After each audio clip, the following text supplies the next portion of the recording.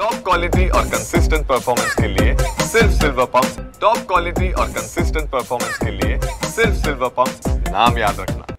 वाडा तालुक्यातल्या गावठणपाडामध्ये जी पाण्याची भीषण टंचाई होती त्याचं संपूर्ण वास्तव आपण दाखवलं होतं आणि ती बातमी प्रसार झाल्यानंतर इथली शासकीय यंत्रणा हल्ली आणि 1 वर्षाची बोरिंग बंद होती, बोरिंग चालू केली आणि हा बोरिंगमधलं पाणी आता ह्या विहिरीमध्ये आलेलं आहे। आपल्यासोबत काही महिला आहेत, त्यांच्याकडे जाणून घेऊ की आता त्यांच्या जो आनंद आहे त्यांना तो आणि त्यांच्या चेहऱ्यावरचे जे हास्य ते आपल्याला बरेच काही सांगेल। अशी मला सांगा, तुमची पाण्याची समस्या होती, आपण त्याची रात्री आलो त्याच्यामुळं आता पाणी समस्या सुटली का? हो सुटली। पाणी आमची बोरिंग बंद होती, ती चालू केली आणि पाईप जोडलं ना पाणी विहिरीत टाकलं। आता पाणी विहिरीत येतंय। म्हणजे ही बातमी टीव्हीला आल्यानंतर? हां, टीव्हीला आल्यानंतर याचं काम झालं।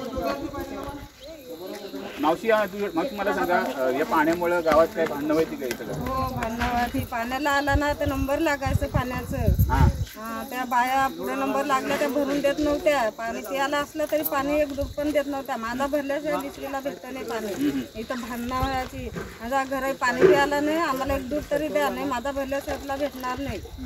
मग असं करून मग राहायचं, मग लगे रात्र व्हायची। मग रात्रीचा आम्ही येत नाही, मग सकाळची यायचा 10-11 वाजता। मग एक दूध पाणी भेटायचा, त्या घेऊन जायचा, त्या संपला का परत यायचा।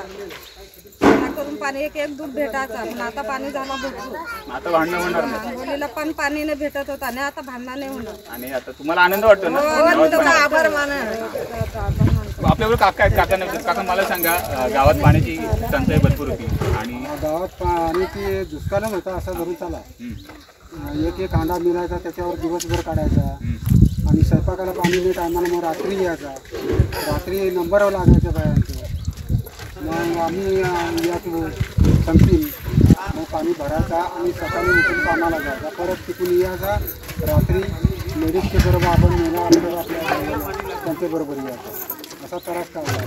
तर आता पाण्याची टंचाई होणार नाही। वर्षभर आमची बोरिंग बंद होती, कोणी जात नव्हता घेत। ही टीव्हीवर बातमी केल्यानंतरच बोरिंग दुरुस्त झाली आणि पाणी आम्हाला गावातून भेटला प्यायला। आता आम्ही आनंदाने आहोत। मला मला सांगा की गावातली पाण्याची भीषण समस्या होती, आपण रात्री आम्ही आलो ती बातमी दाखवली। आता गावात जी काय बोरिंग येते चालू झालेली, पाणी येते आणि काय आभार मानाल का तुम्ही चॅनलचं? तर भरपूर आभार मानणार, कारण का आम्हाला जे TV9 न्यूज हे चॅनल जे सचिन काका आहेत त्यांनी जे आम्हाला सपोर्ट केलं त्यानंतर आम्हाला पाणी मिळालं, त्यांच्यात आम्ही खूप आभार मानणार।